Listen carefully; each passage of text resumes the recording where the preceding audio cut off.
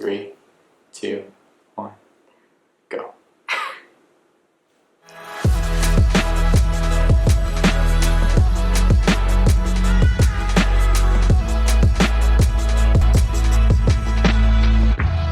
Welcome back to the channel. It's Arden and Christian. I know we have a fun video tonight because we are actually heading to bed, and we thought, hey, you know what would be a fun idea to do? Speaking of bed Is ask some fun questions. Yes. What kind of questions? We hear that there's these questions going around that girls wish they could ask guys, but they're either single, don't have brothers, it's awkward. Yeah, I don't know if you would ask your brothers too. Just a general male versus female, there are these looming questions that we just don't understand the opposite sex. We're mysteries. So, that's it.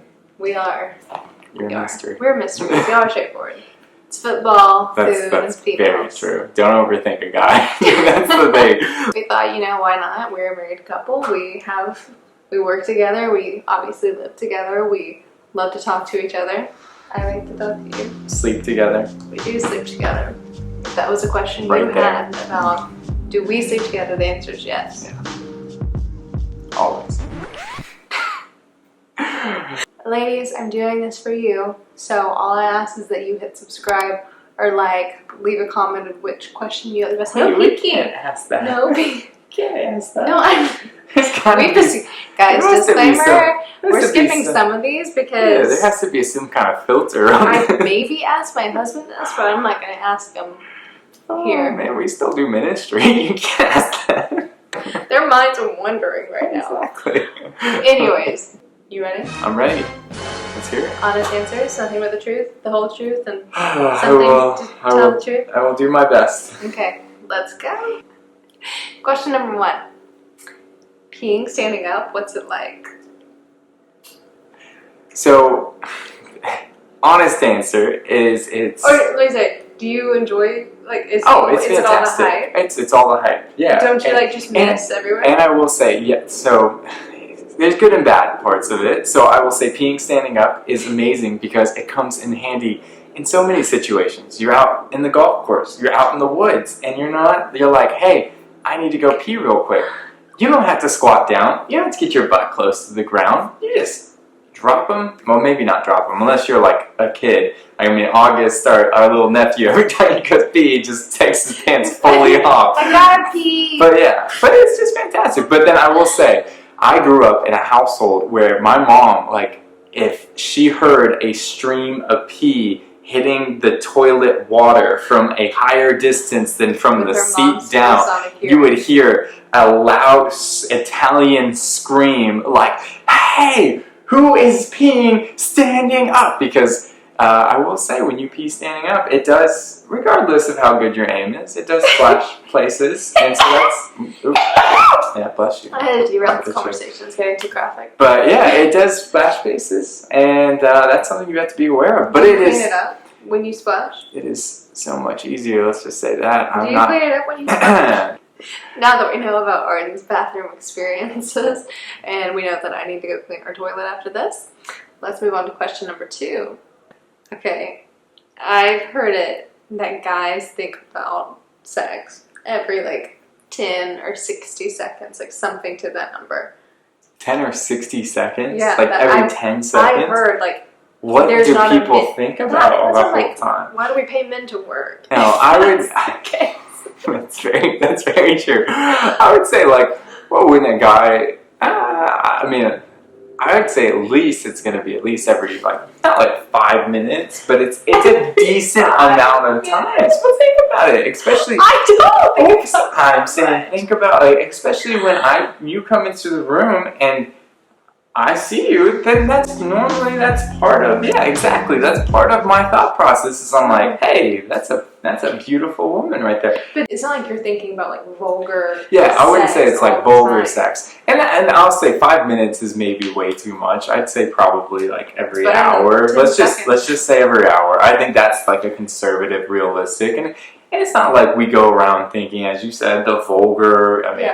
Sometimes when you had teenage hormones, when you went through that stage in your life, I will say there was a lot of kind of more of those vulgar thoughts, and I'm being honest because this is probably what you guys are thinking, but it's just the reality of it. But especially when you get married, I think people are like, yeah, maybe calms down your sexuality. I think if anything, it actually awakens it, which is heightens it, because then you're like, I can act upon that right there. Exactly. You know what you enjoy. You know what you can do. Who to enjoy it with. Like who to enjoy it with. Okay. And so yeah, I would say let's just go conservative answer every hour. But to put a lid on this, there's a healthy way to go about it, and like if someone is just like vulgar all the time and like with every woman objectifies her, we know that's like even with that natural innate I'll say thought pattern, you control it. Yeah, like I'll say from like a married perspective is I would say like every hour when I'm with you. Like here's the thing is that exactly it was most of all the time. But here's the thing is like when I am away from you, when I'm traveling or things like that, I've got to make sure I've got to guard my mind in those scenarios, because I know that if I allow my mind to go down that way and I do not have a way to fulfill it, then it will lead me to other things that will try to fulfill it. And that's why it's always important just to remind it's so much more than just a physical connection. It's an emotional, it's a spiritual, it's your wife and you connection, and that's where the comfort and that's where the amazingness comes from. And so I mean, it's good to know those things. It's good to have conversations around it. If you want us to have a part 2 around this topic, let us know. Okay, number 3. Why are guys so closed-mouthed when it comes to talking about feelings? Maybe it's like I am the worst person. Well, or I'm the best person to ask about this. I am not a big talk about feelings kind of person. I think how many times have I talked about my feelings in our marriage? You could probably count on one hand. I think I've learned at least. I would be the person where I'm like, ask me about my feelings, ask me how I'm doing emotionally. With you, it's more, I've realized if we go into something and I can tell when your feelings are being stirred in a way that's not a norm, or there's something that would provoke a feeling like an anger or discouragement, it's a conversation. It's not the taboo, he just won't tell me how he feels and I want to know your feelings. It's like, let's talk about the issue behind the feelings. And I feel like if I can ask you like, hey, what's going on? Like, how did this affect you? Like, how do we move forward from this? Like, that's how you talk about your feelings in a way that's true to how you feel around it. It's not so feely. It's like, I want to process this. I want to protect. I want to learn and grow. And so I just feel like it's different. Well, I feel like it's a different conversation. I feel like it's a stereotype as well that all guys are not like, they don't like to talk about their feelings, because there's a reality of it. Is there's a lot of guys who do like to talk about their feelings, but the way they talk about it is not the way that oftentimes women think they want to hear it, or like would think they would hear it, or in terms of like or if it's even a bad thing. Because the reality of it, we've all been given feelings. Sometimes men just like to put on this, the facade of, hey, I'm either the head. Exactly. Like I want to be the strong foundation for you, and realizing like even in a family is like, hey, look, the husband's the foundation. Oftentimes the wife comes to the husband when she's in need. The kids come to the wife, and the husband's got to continue. He feels like, I've got to hold this strong mentality because I'm holding up my whole family. And I think it's detrimental to a lot of people when you don't get to that place of really talking about your feelings in a healthy way. I think it's just, like I said, a stereotype when you think it's like, it's this, not all guys like to talk about their feelings. And if guys do think, hey, I can't talk about my feelings, I would encourage you to get to a better place of figuring out how can you talk about your feelings in a safe way, or a way that you don't feel like, hey, I'm compromising myself, because you're not. You're actually showing a greater strength. Yeah. And I think that was like time period in our marriage was the first night she saw me like be vulnerable. She was like, this was one of the best nights of our marriage. I was like, what the heck? This was one of the worst nights of our marriage. What are you talking about? Well, to that point, I'm like, especially as a female, and especially someone that feels things very deeply and needs that outlet to process with you, having you at least come to me in the way that feels natural to you, and not as a cop-out. It's like, well, it just doesn't feel natural. In a way that you can process them with me, to me, that is a form of intimacy. So if I'm just giving and not receiving, it can feel similar to sex conversation. If you were just giving and not receiving, don't overthink it. Have conversations. Be honest. Be vulnerable. But being vulnerable and being honest, talking about your feelings doesn't have to be like a rom-com. Yeah, correct. So, very good. Skipping some of these. No, I'm just skipping that one again. So this isn't necessarily applicable to our relationship, but probably in your past life before you met me. What a tragic time for you. Why do guys ghost girls?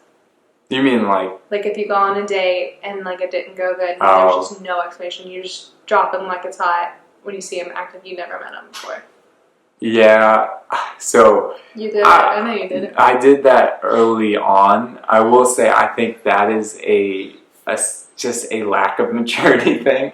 Like I remember when I kind of like honestly just kind of closer to when we got married or till we started dating, before like the girls that I went on dates with, I remember I always was very conscious to make sure if I went on a date with someone that I had a clear expectation in like conversation with them afterwards of, hey, this is where we're going, this is my thought process on the date. I didn't feel like we connected well, and this is why, and just had that conversation. And I remember that was allowed me to be able to keep good relationships in terms of friendships with those people and not just completely cut someone off. And so I think honestly just the whole ghosting factor is it's a lack of maturity, because the reality of it is I was challenged to see every single person like, hey, regardless of if you just went to coffee, regardless to like if you took them on a real date that went, you went and did all these things, or a couple dates, you've got to understand is that their feelings, like if there was some intent, regardless, like there was some intent, there needs to be some kind of follow through. There needs to be some kind of closure. And I remember I was like, oh, okay, fine. And so I remember multiple times having to have those awkward conversations where I've just been like, I know I hate this, I dread it, but I need to have this. When I did ghost people, it was like, this is just the easiest thing to do. Sure, because there's no effort, there's no awkwardness, there's nothing on your shoulders anymore. You're like, oh, if I just don't do anything, no harm, no foul. But women, maybe to a fault, sometimes over-romanticize the idea of closure, and I think sometimes that's really just an excuse for, I need him to want me and to talk to me.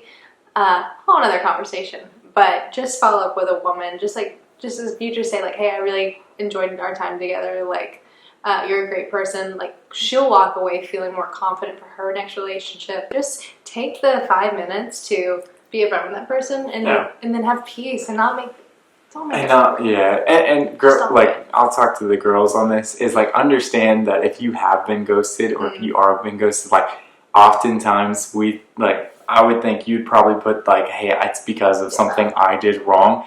Gotta understand, it's not actually you, it's the maturity level of the person you went on a date with. I'm just saying, don't overthink it. I think that's where a lot of the drama and the hardship comes from, is just that overthinking. You want to do one more? Ooh, one more. My last question for you is, what's one question guys are dying to ask girls? Ooh, I don't know. I've got to think about this. Okay, so I have a great question, and this is still a question that you have. Well, no, I just have. Yeah, a great question. Okay. It's an amazing question. Don't second guess it. But it's a question that I still ask in our marriage: is why in the world do women say that they are fine when things are clearly not okay? I don't know what you're talking about. Exactly, see. It reminds me of the Ross meme. He's like, I'm fine. Yeah, I think most girls are guilty of saying I'm fine. I think it could boil down to 3 things. One could be that immaturity factor again, of just not having the either emotional health, emotional structure, the words, even just of knowing, of having that healthy dynamic either growing up or in friendships to be able to process, I think some people grow up where they can't express their emotions. They feel they have to be strong, either if they're only child, first child, something like that. And then it just gets to this point, it's like, how do I process if I'm scared to be hurt, I'm scared to be vulnerable, I'm scared to, this person's not going to protect my feelings? Or there's the other side of it where it's passive aggressive, and it's just, I'm going to withhold this. You do? That's a little passive aggressive, isn't it? No, guys, I used to really be, I've worked on my passive aggressiveness. Now she's just aggressive. Okay. I think it took me a while to learn how to have that as a healthy outlet. I think I took a lot of that, I need to be strong, I need to process this, questioning either valid or invalid if people were really for me. And so internally and even subconsciously, I had to fight to give you that place where I trusted you, and I trusted myself to be able to communicate it. And now I feel like we're constantly growing, but we're at a place where I'm like, hey, you know what? I'm gonna go there, I'm gonna share it all, because what does it do to me and in part our marriage if I just hold it in, if I let that turn into, you know, I didn't share something, but he didn't really want to care anyways, he doesn't care for me. Like, there is such a rabbit hole that can go down. You know what? Women are complex, not complicated, we're complex. And so when you ask us a question you want to know, I'm going to give you a full answer. But I think either people are they're just scared to really go there, or they're passive aggressive. And I think if you are someone that's like, I'm fine, I would love for you to be able to find that community of people that you can trust. If you do have a spouse and partner, that just like having that trust exercise with them, and knowing, you know, you're not always going to understand each other, especially right off the bat. It takes time, it takes years of being married to be like, yeah, I can look at him and know, or he can look at me and know when something's upset. But just, you know, not being more vulnerable than you have to be, but trusting the other person. Like caring enough about people to share with them. Yeah.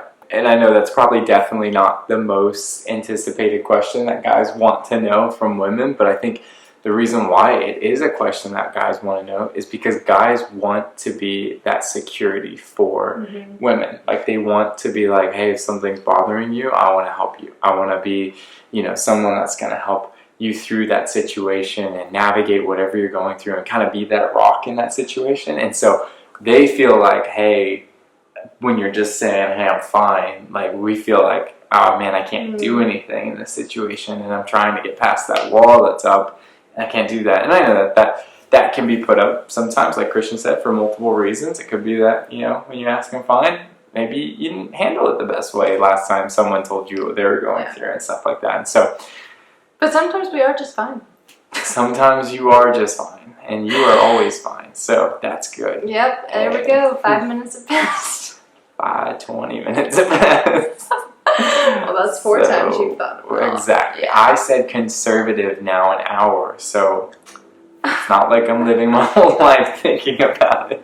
I'm glad you and I can ask each other these questions, and I hope this helps you if you do have one of these burning questions you just need to know. We will be your interim for an answer. Yeah, just write any questions that you guys have down in the comments. We can do another one of these things. We're just continuing just to figure out like what we want to do, and just continue to keep showing you guys. So if you're new to the channel, make sure that you guys subscribe. Also, leave a comment of those questions that you want to hear from us, or just leave a comment. Yeah, leave a comment so that we can hear from you. That would be always great. Thanks for joining us, guys. We will see you next time.